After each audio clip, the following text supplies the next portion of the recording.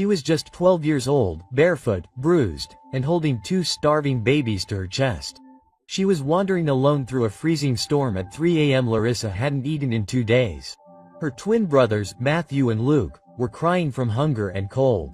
And worst of all, she was running for her life. No shoes, no coat, no plan, just one mission. Get far enough away from the man who promised to be her father but turned into their worst nightmare. But what happened next? No one could have predicted. A wealthy businessman was driving home late one night when he saw something staggering by the side of the road. A girl collapsed in the rain with 2 babies in her arms. What did he do next? How did his wife react? And the dark and horrific twist that came days later will leave you in absolute shock. This is not just a story of survival, it's a story of unwavering love, terrifying betrayal, and a miraculous family born from the ashes. Watch until the end, because the final scene in the courtroom will bring you to tears. The sharp wind tore through the silent city streets like a razor. Under the pale glow of a flickering streetlight, a barefoot girl staggered, holding 2 small babies to her chest.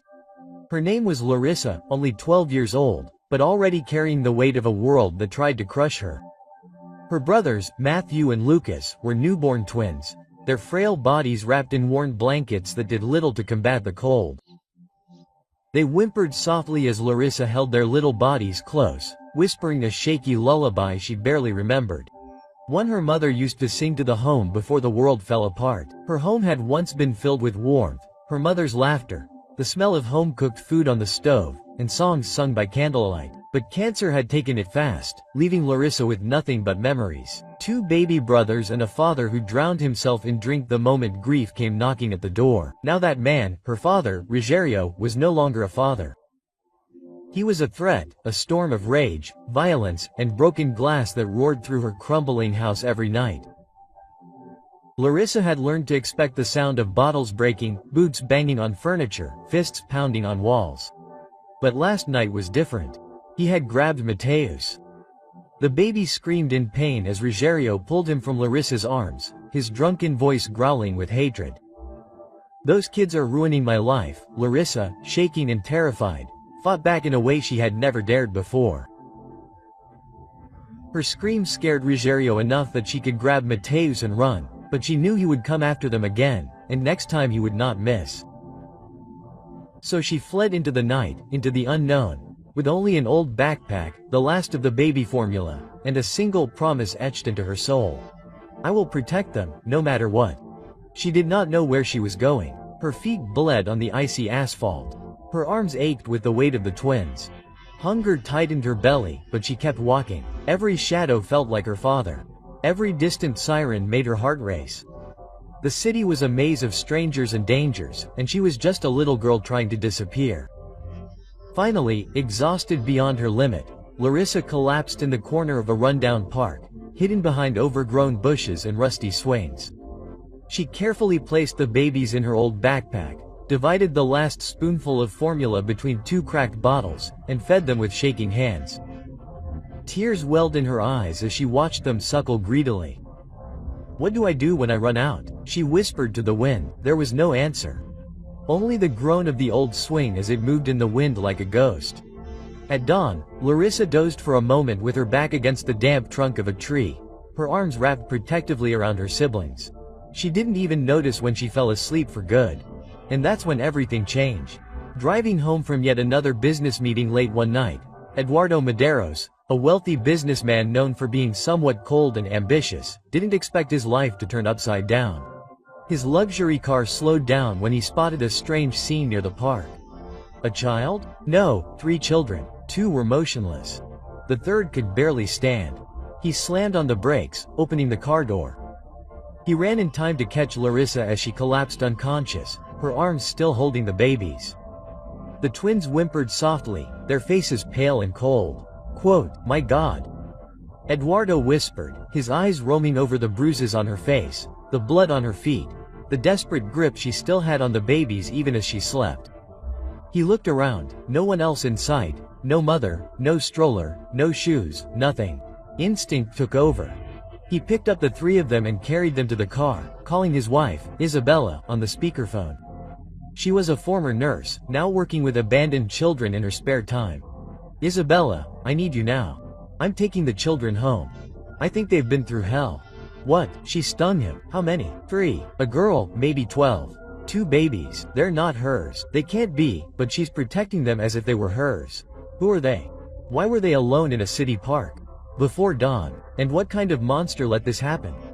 Back at the Madero's big house, a modern house on the outskirts of town, Isabella met them at the door in a rush with blankets and care. The moment she saw the swollen cheek, Larissa's eyes and the baby's frozen toes filled with tears. "Take them inside," she ordered. While Eduardo helped settle the babies, Isabella checked Larissa's vital signs, cleaned her wounds, and wrapped her delicate hands around her injured feet. "This little girl has been through a lot," she whispered. As sunlight streamed through the windows, Larissa stirred. Her eyes flew open in despair. She sat up, nearly falling off the bed. "Where are they?" she cried, looking around the room. "They're safe," Isabella said softly, pointing to the crib. "They're siblings." Larissa nodded slowly, tears streaming down her face. "You're safe now, too." But Larissa didn't relax. She hugged herself, her voice hoarse. "Are you going to call the police?" Eduardo and Isabella exchanged a look. "No," Eduardo said finally, "not until we know the truth." Quote.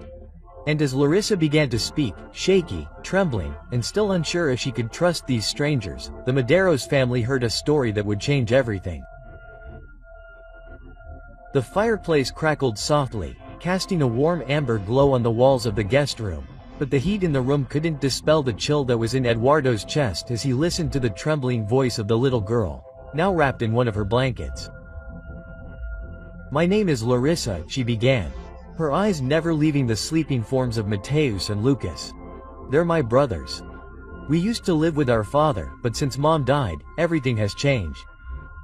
Isabella sat beside her, gently holding her hand as Larissa's story poured out. Disjointed at first, then painfully clear, the late-night screams, the empty bottles, the bruises that never had a chance to heal. The night her father freaked out and tried to take Mateus from her arms. "I thought he was going to kill them," she said softly, her eyes empty. "Then I ran. We had nothing, but I couldn't let him hurt them again." Eduardo stood near the door with his fists clenched, fighting a wave of anger he hadn't felt in years. He dealt with tough CEOs, faced down corrupt boards, but nothing made his blood boil like the thought of a man raising his hand to his own children. "You did the right thing," Isabella whispered. "You were brave, Larissa, so brave." Quote. But Larissa's face fell. "What if he finds us?" Her voice lowered to a whisper. "He always said we were his, that no one else would want us." Isabella pulled her close. "Well, he was wrong, and you're not alone anymore." At that moment, a soft moan came from the crib.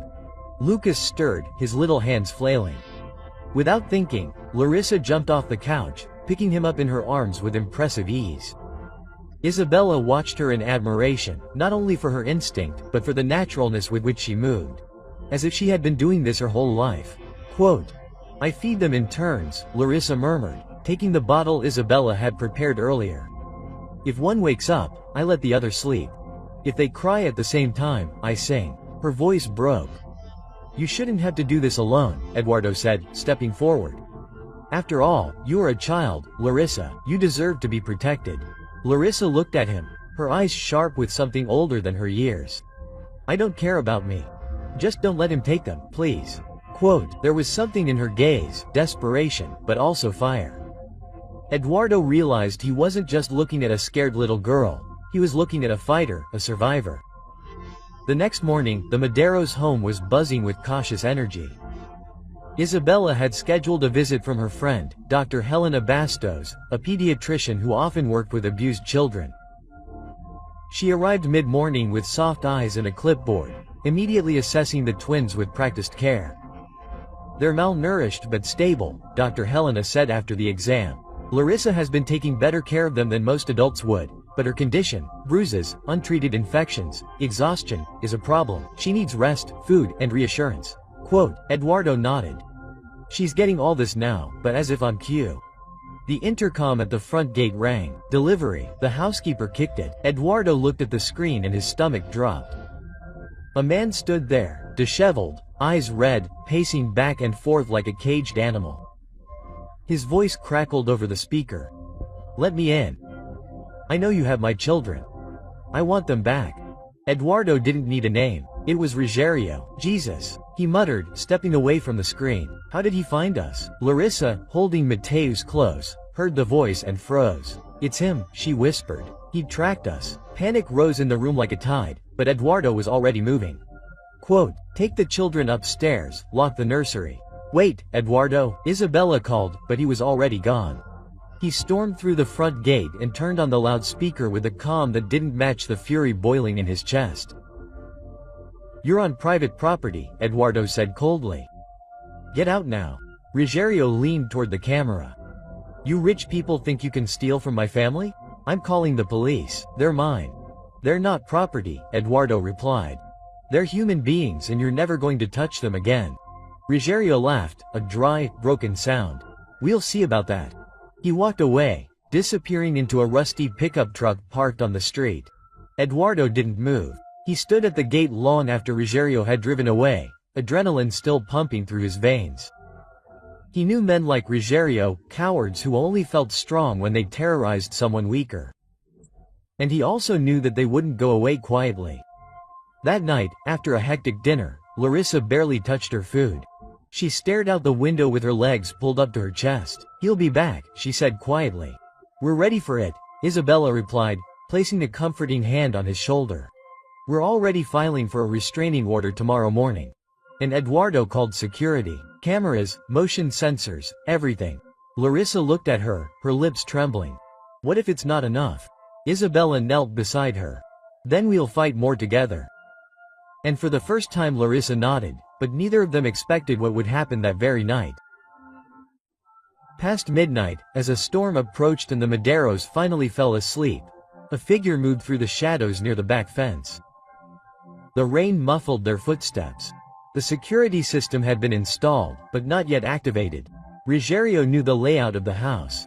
He was watching from above. Larissa woke with a start, not from a dream, but by instinct. Something was wrong. She tiptoed to the nursery, her heart racing, only to see the window wide open.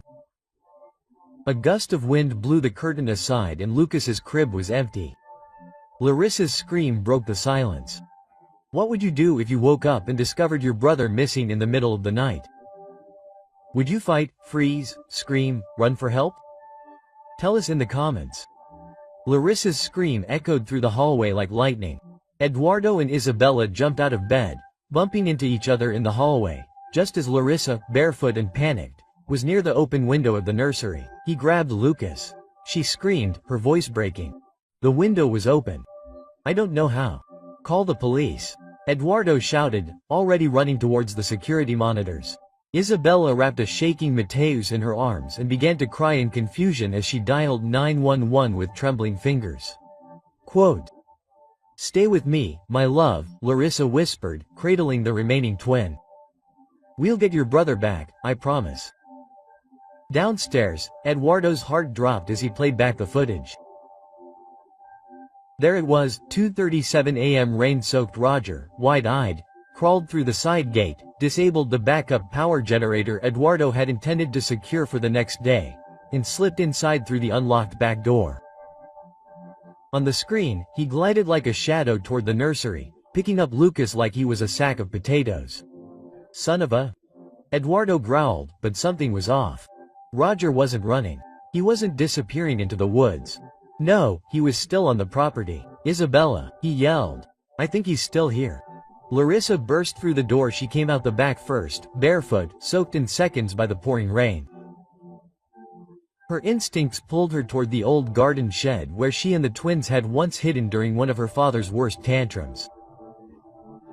The door creaked, she pushed it open, and there he was. Roger, soaking wet, on his knees, cradling Lucas against his chest, mumbling nonsense. She looks so much like her, he whispered. Your mother, she left me, took the light with her. But you're still mine. Put him down, Larissa said, her voice steady and despite the trembling in her chest. Roger's eyes met hers, dark, bleary, with something broken. Quote, you took them from me, girl? Do you think these rich people love you? Do you think they'll keep you safe forever? Behind Larissa, Eduardo appeared, soaking wet, furious, his fists clenched. You've made your last mistake, he said coldly. Roger remained still, holding Lucas. Come closer and I swear, but he wasn't done. A soft moan came from Lucas, now awake in his arms. The innocence of that cry, the trust in his sister's gaze, cracked something even deeper inside Roger. For a moment, his grip loosened. That was all Eduardo needed. In one swift movement, he lunged forward, grabbing Roger by the arm, while Larissa ripped Lucas from her chest and ran. Rain mixed with mud, punches and fury, as the two men fell to the ground. It took only a few minutes for the police to arrive and separate them. The officers handcuffed Roger and read him his rights as he screamed gibberish into the night. Lucas was safe.